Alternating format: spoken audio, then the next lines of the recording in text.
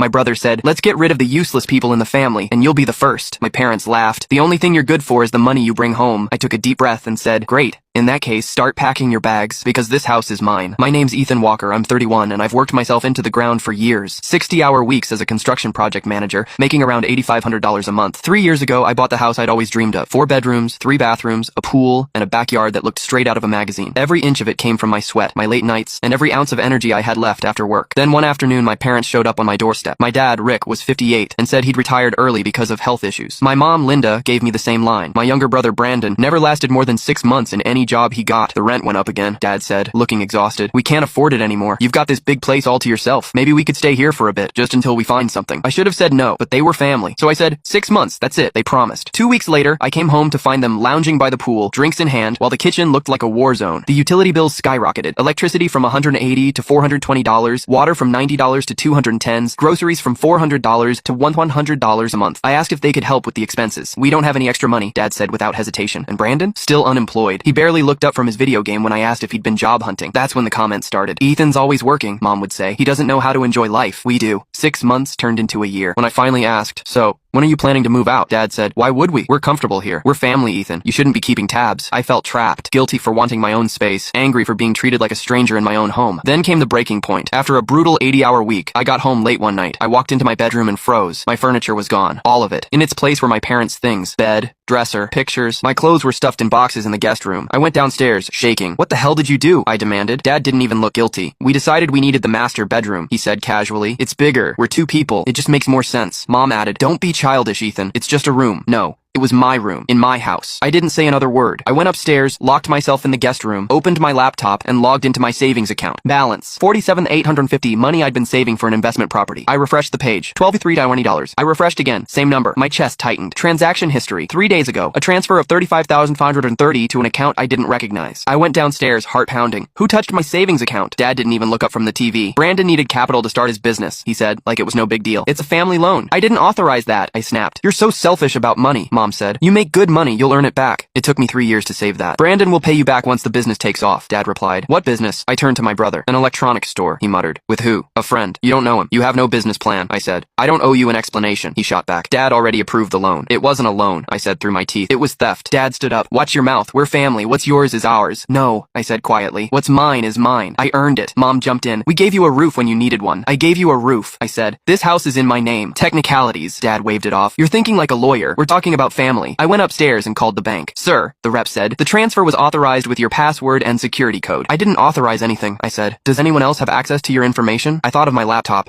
I always left it in the